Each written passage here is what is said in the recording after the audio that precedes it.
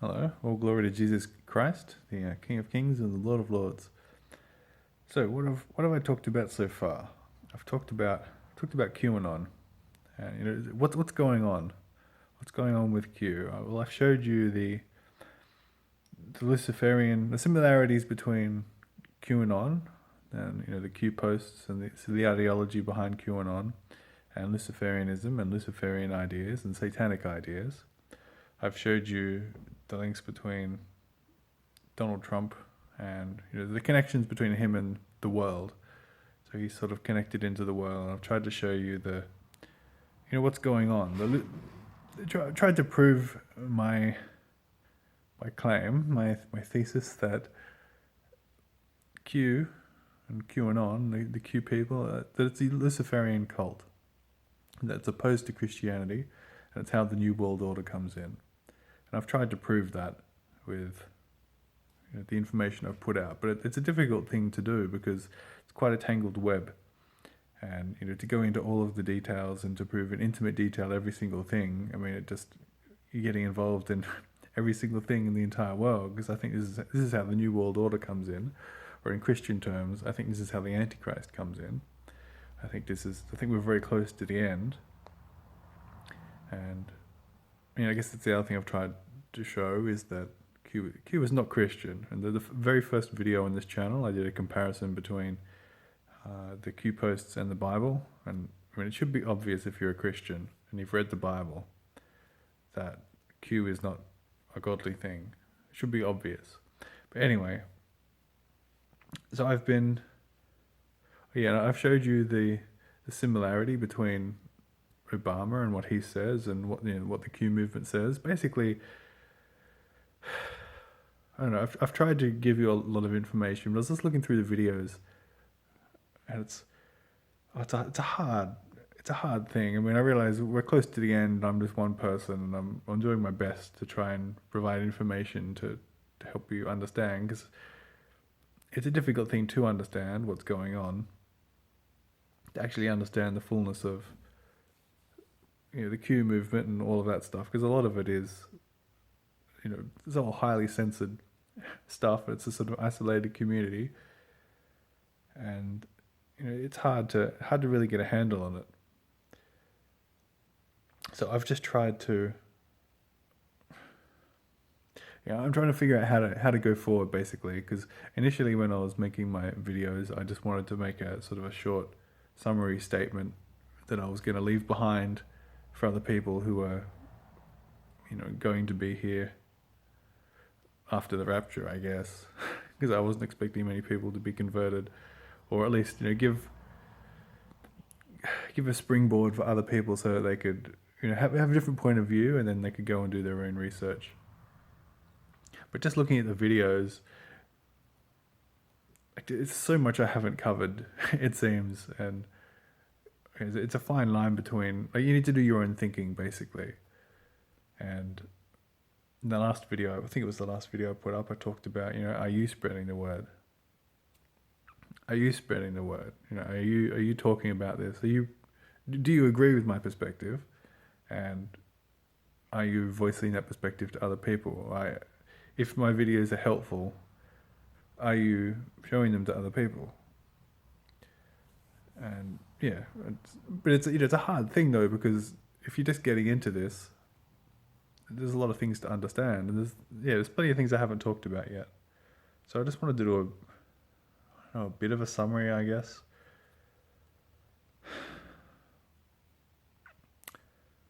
I don't know. Yeah, and just talk a bit more about what's going on, because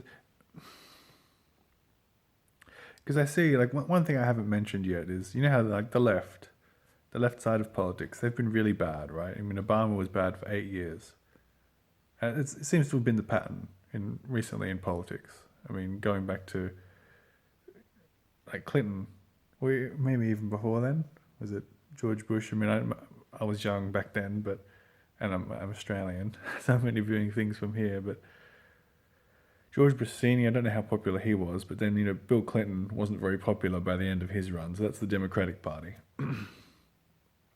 And then there's the Republican Party and George Bush, and he was very unpopular. And then there's Obama, and he was very unpopular, from the other side. So it's not unusual. Like, it seems to be the way politics has gone in America, is that one side is very unpopular, and then the other side will get in, and they'll be very unpopular as well. Basically, neither side of politics has done a good job for a long time. And up until recently, there's been a thought, I think, amongst the conspiracy people at least, but I think amongst a lot of people, that politics doesn't really work. Neither side represents your interests, that it's all controlled by the money and the big money and stuff, and politics is broken. That's the impression that most people seem to have had. And I think it's a correct impression. Politics is broken. I think democracy is broken. And I can get into that. I don't want to get into that in detail, but basically, if you think about how power works, the people who hold power the longest, the people who have the most power, because they have the time to make the links and understand, get to understand the system, and sort of figure things out, and make the connections, get everything sorted. And when you're new, you don't know how to play the game yet. That's why term limits is being talked about at the moment, because people who've been in politics longer, they know how to play the game better. They have more power. Well, in a democracy, you've got elected officials coming and going. The elected officials tend not to have that much power relative to the administration, like the staff, let's say, the civil service, or whatever it's called in America. I guess you'd call it the deep state.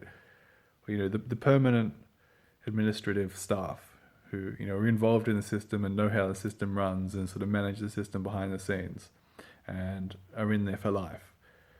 They end up kind of having more power than the elected politicians. The politicians are just sort of the public face, but the day-to-day running of the government is sort of done by these public servants.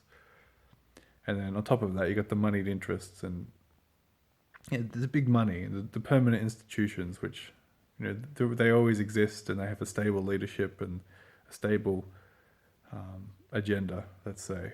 They end up having more power than the politicians because they're around for longer and they know how to play the game better.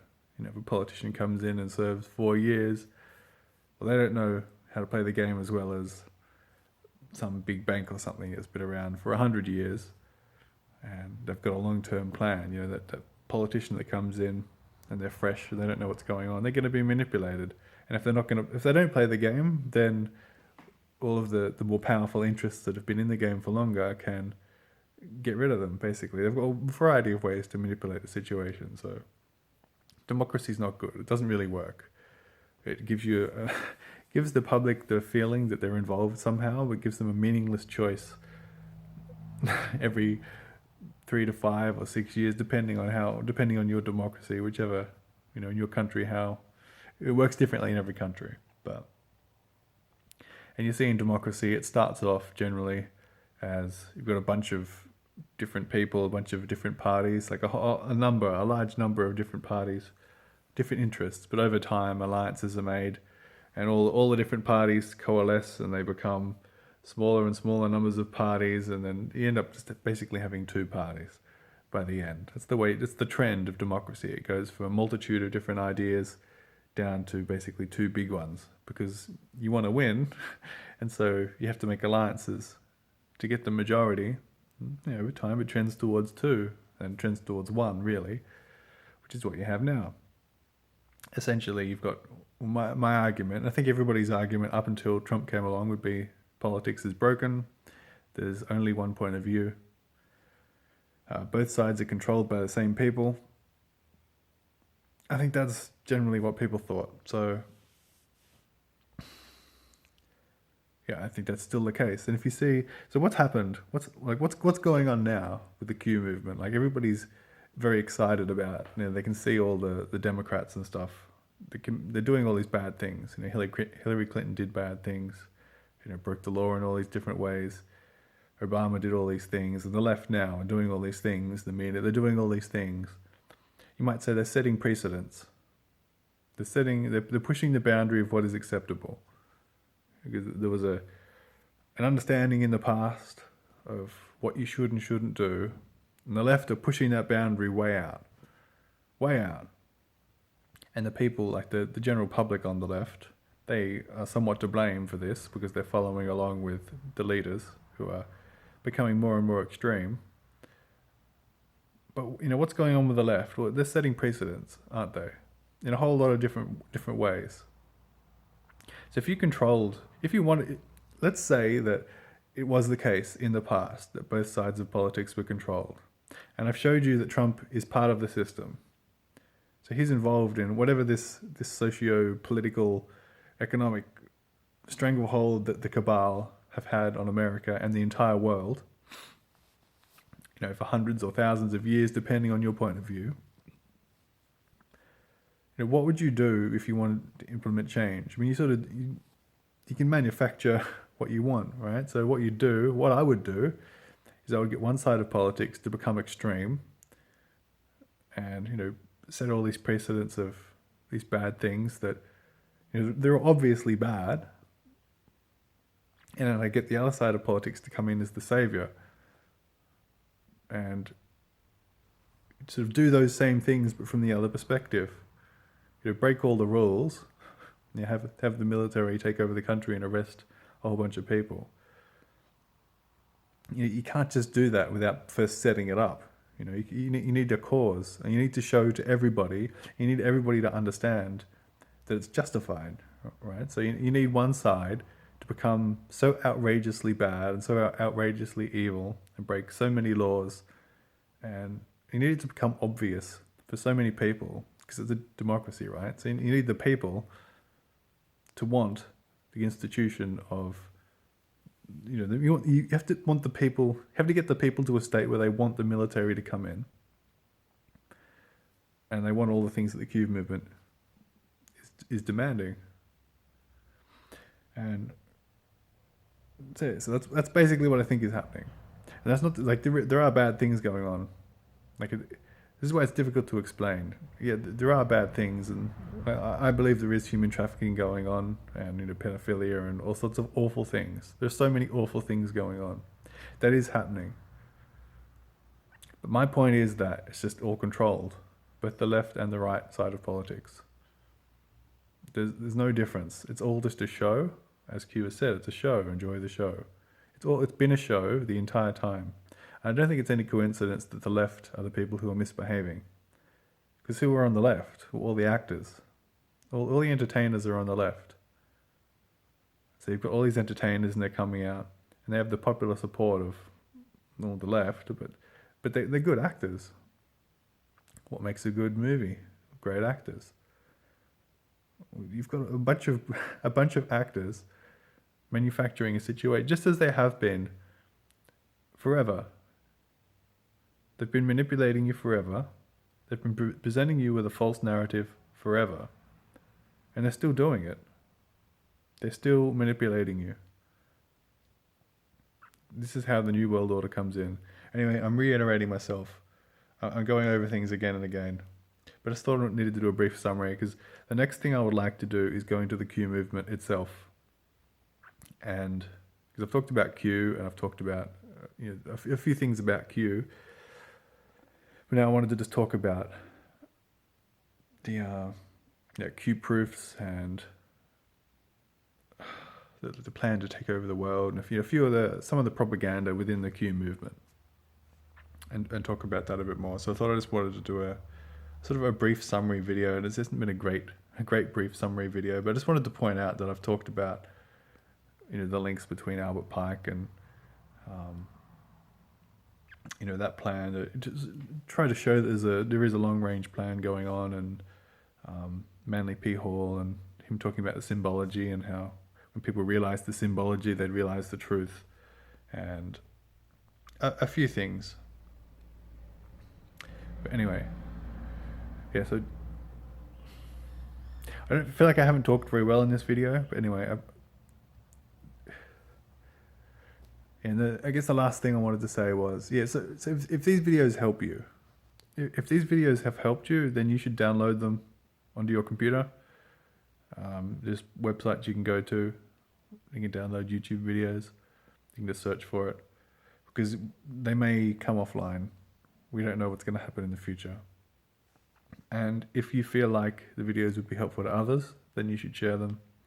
And if you want to re-upload them on your own channel or elsewhere, feel free. I'm doing this for the glory of Jesus Christ.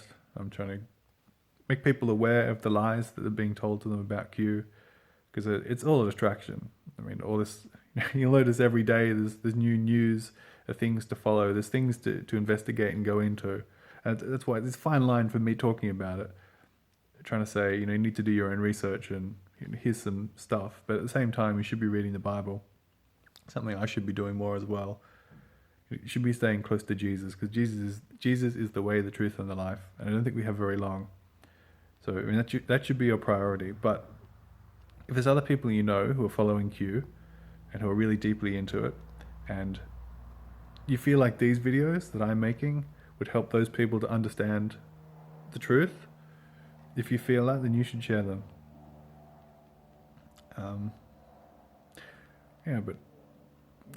God bless. May Jesus bless you and lead you to the truth. And I'll see you in the next video. Amen.